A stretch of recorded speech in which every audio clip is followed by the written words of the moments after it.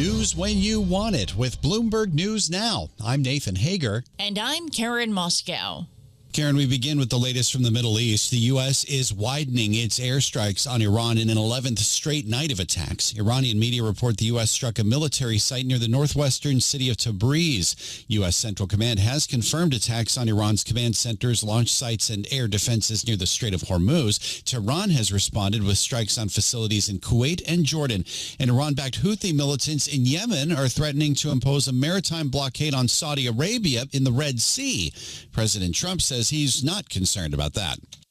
So far, it hasn't happened, might happen, but we take care of things. If something like that happens, we take care of it. You know, we've done that with the Houthis before, and we haven't heard from them in a while. President Trump spoke alongside Lebanon's President Joseph Aoun in the Oval Office. We get more from Bloomberg Middle East Managing Editor Paul Wallace.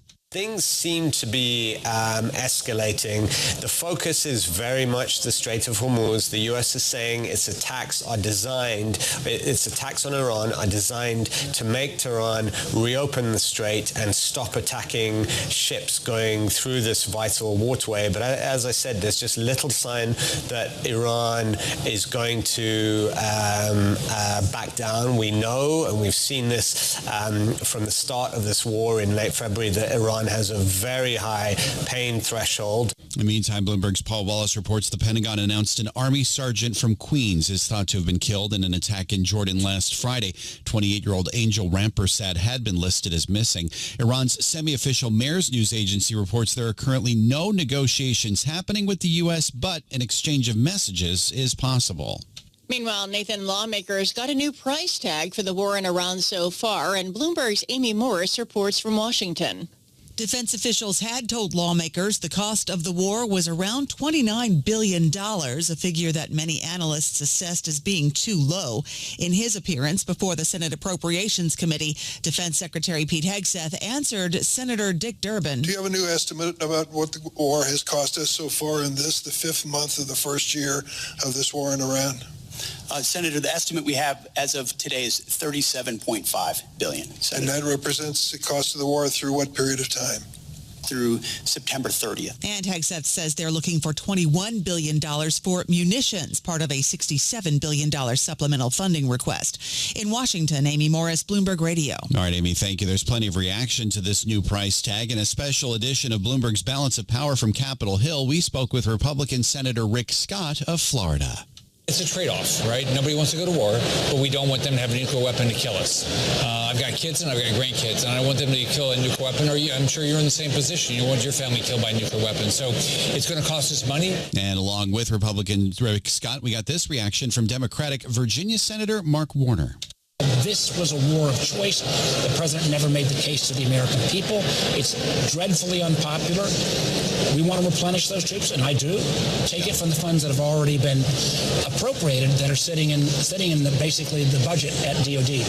And you can catch our full conversations with Senators Mark Warner and Rick Scott and all our high-profile discussions on our video hub on the Bloomberg Business app. Nathan, it is the morning after primary elections in Arizona, in which 75% of votes counted. Trump-backed conservative Andy Biggs has won the Republican governor's race over fellow Congressman David Schweikert, 72% to 15%. That sets Biggs up for a showdown with Democratic incumbent Katie Hobbs in November. Schweikert gave up his seat in Arizona's first House district to run for governor. Democrats now see that as a key target in their bid to take control of Congress. In that race, Republicans got behind former Arizona Cardinals kicker Jay Feely with nearly 50% of the vote. The Democratic race is still too close to call, but with 77% of votes counted, former State Representative Amish Shah leads one-time news anchor Marlene Galan Woods 42 to 33%. In New Jersey, Karen, Governor Mikey Sherrill says about 6,600 people who identified themselves as non-citizens were registered to vote in 2023 and 24. Sherrill says it was due to a software error in the state's motor vehicle system. In the case of this error, some individuals indicated that they weren't citizens and weren't eligible to vote, but the software registered them anyway. New Jersey Governor Mikey Sherrill says she learned of the problem last week and directed her chief counsel to open an investigation. The disclosure is fueling increased scrutiny of voting by the Trump administration. President Trump is pushing Congress to pass legislation to address what he claims is widespread electoral fraud. We get more from Bloomberg's Miles Miller.